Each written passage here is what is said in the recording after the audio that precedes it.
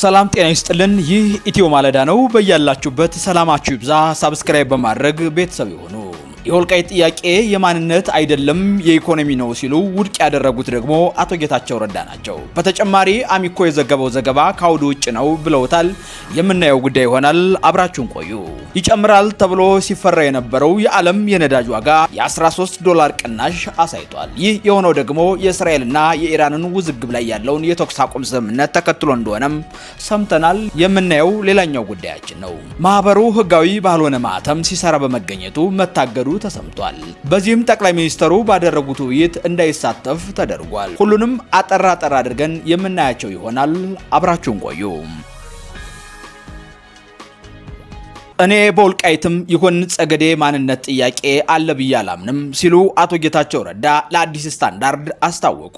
የኢኮኖሚ ተጠቃሚነት እንዳለ ግን አውቃለሁ ብለዋል። ትላንት ሰኔ 16 ቀን 2017 ዓ.ም በሁመራ የተካሄደውን ውይይት ተከትሎ የአማራ ሚዲያ ኮርፖሬሽን አሚኮ ባወጣው ሪፖርት የጠቅላይ ሚኒስትሩ የምስራቅ አፍሪካ ጉዳዮች አማካሪ ሚኒስተር የወልቃይት ጠገዴ ህዝብ የማንነት ጥያቄ ተገቢ መሆኑን እናምናለን ብለዋል ሲል ያወጣውን ሪፖርት አቶ ጌታቸው ረዳ አስተባብለውታል። ዛሬ ሰኔ 17 ቀን 2017 ቀትር ላይ ከጉዳዩ ጋር በተያያዘ አዲስ ስታንዳርድ ላቀረበላቸው ጥያቄ ከአውድ ውጭ የተወሰደ ነው ብለውታል። እኔ በወልቃይትም ይሁን ጸገዴ የማንነት ጥያቄ አለ ብዬ አላምንም። የኢኮኖሚ ተጠቃሚነት ጥያቄ እንዳለ ግን አውቃለሁ። ያም ሆኖ ግን የእኔ እምነት እንደተጠበቀው ነው። እዚህ ያላችሁ ሰዎች አለ ብላችሁ የምታምኑ ከሆነ የሆነው ይሁን፣ ጥያቄው በሰላማዊና በህጋዊ መንገድ ብቻ ነው መፈታት ያለበት የሚል ሐሳብ ነው የሰጠውት በሚል በአሚኮ በኩል የወጣውን ዘገባ ውድቅ አድርገውታል። በመድረኩ ላይ የነበሩት አብዛኛዎቹ አስመላሽ ኮሚቴዎች መሆናቸውን ገልጸው ከህዝቡ ጋር ተነጋግረን የህዝቡ ስሜት ምን እንደሆነ በተሟላ መልኩ ለመረዳት እንሞክራለን በማለት ነግሬያቸዋለሁ ያሉት ደግሞ አቶ ጌታቸው ረዳ ናቸው።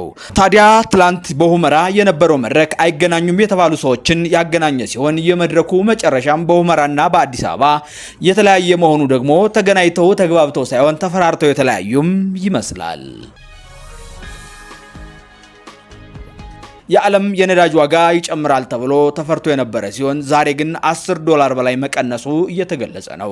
እስራኤልና ኢራን ላለፉት 2 ሳምንታት ያህል ከገቡበት ግጭት በመውጣት የተኩስ አቁም ለማድረግ ስምምነት ላይ መድረሳቸውን ተከትሎ የነዳጅ ዋጋ 5% መቀነሱ እየተነገረ ሲሆን ይህ በእንዲህ እንዳለ በሁለቱ ሀገራት በኩል የተኩስ አቁም ስምምነት መደረጉን ዛሬ ጧት አሜሪካ የገለጸች ቢሆንም በኢራን በኩል ግን ዛሬ ከስምምነቱ በኋላ የመጀመሪያ የተባለውን ጥቃት በእስራኤል ላይ የፈጸመች ሲሆን ኢራንም አፈረሰች ለተባለችው ስምምነት አልተስማማውም የሚል ምላሽ መስጠቷም የሚታወስ ነው።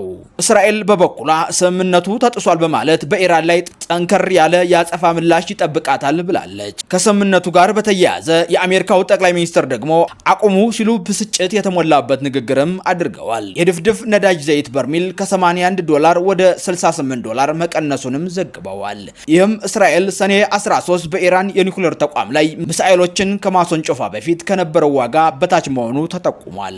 ባለፉት ሳምንታት ኢራን የሆርሙዝ ባህርን ሰርጥን ልትዘጋ ትችላለች በሚል ስጋት የዋጋ ጭማሪ የተስተዋለ ሲሆን ሁለቱ ሀገራት የተኩስ አቁም ስምምነት ማድረጋቸው በተሰማ በጥቂት ሰዓታት ውስጥ የነዳጅ ዋጋ በ5% ቀንሷል። የተኩስ አቁም ስምምነቱን ተከትሎ የኢሲያ አክሲዮን ገበያዎች መነቃቃትም ጀምረዋል ተብሏል።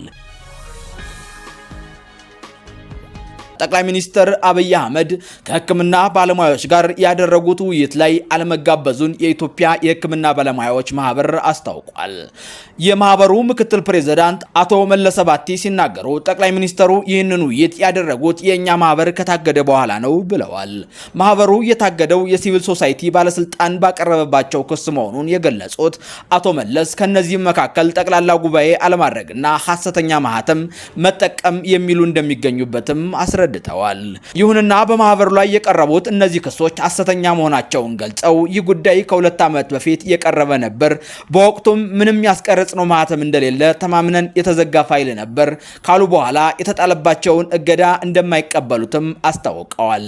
በእነዚህ ምክንያቶች የተነሳ በማህበሩ ላይ እገዳ በመጣሉ ከጠቅላይ ሚኒስትሩ ጋር በተደረገው ውይይት ላይ ማህበሩ ሊሳተፍ እንዳልቻለ የጠቀሱት የማህበሩ ምክትል ሊቀመንበር በማለት ገልጸውታል።